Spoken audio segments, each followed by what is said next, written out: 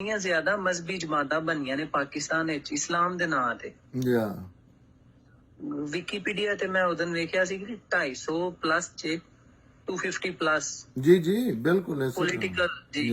ਤੇ ਕੀ ਵਜ੍ਹਾ ਹੈ ਖੁਦ ਆਪਸ ਵਿੱਚ ਵੀ ਮੁਤਹਿਦ ਹੋ ਕੇ ਨਹੀਂ ਬਹਿ ਸਕੀਆਂ ਤੇ ਕਈ ਤੇ ਮਿਟ ਗਈਆਂ ਨੇ, ਆਪਣੀ ਮੌਤ ਆਪ ਜਿਹੜਾ ਨਾ ਉਹ ਖਤਮ ਹੋ ਗਏ ਨੇ ਤੇ ਕਈ ਹਜੇ ਕਾਇਮ ਨੇ, ਲੇਕਿਨ ਉਹ ਸਾਰੇ ਇਸਲਾਮ ਦੇ ਨਾਂ ਦੀ ਉੱਠੇ ਨੇ ਲੇਕਿਨ ਆਪਸ ਵਿੱਚ ਨਹੀਂ ਮਿਲ ਬੈਠ ਸਕੇ।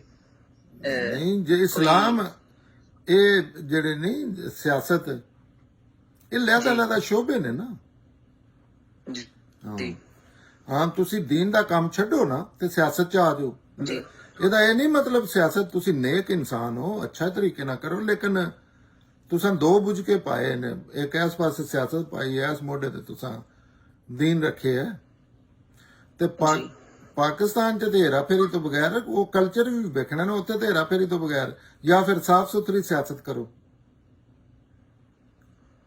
ਠੀਕ ਹਾਂ, ਲੇਕਿਨ ਇਹਨਾਂ ਨੇ ਜਿੰਨਾ ਕੁ ਪਾਕਿਸਤਾਨ ਚ ਗੰਦ ਪਾਇਆ, ਔਰ ਤੁਸੀਂ ਵੇਖੋ ਇੱਕ ਜਮਾਤ ਵੀ ਪਪੂਲਰ ਨਹੀਂ ਹੋਈ, ਇੱਕ ਜਮਾਤ ਦਾ ਵੀ ਕੋਈ ਕਿਰਦਾਰ ਨਹੀਂ ਸਿਵਾਏ ਇਸ ਤੋਂ ਕਿ ਮੁਲਕ ਤਬਾਹ ਕਰਨੇ ਤੋਂ।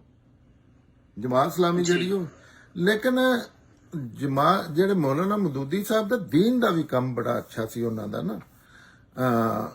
ਉਹਨਾਂ ਦਾ ਫਿਰਕਾ ਕੋਈ ਨਹੀਂ ਸੀ, ਉਹਨਾਂ ਦਾ ਕੁਰਾਨ ਤੇ ਉਹਨਾਂ ਬੜਾ ਕੰਮ ਕੀਤਾ ਡਿਫਰੈਂਟ ਜੀ।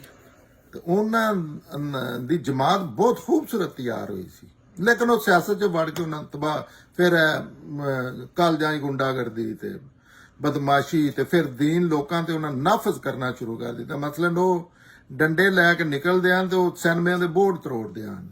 ਹਾਲਾਂਕਿ ਅੱਲਾ ਨੇ ਆਖਿਆ ਹਰ ਬੰਦੇ ਦੀ ਮਰਜ਼ੀ ਹੈ, ਆਪਣਾ ਆਪਣਾ ਦੀਨ ਹੈ।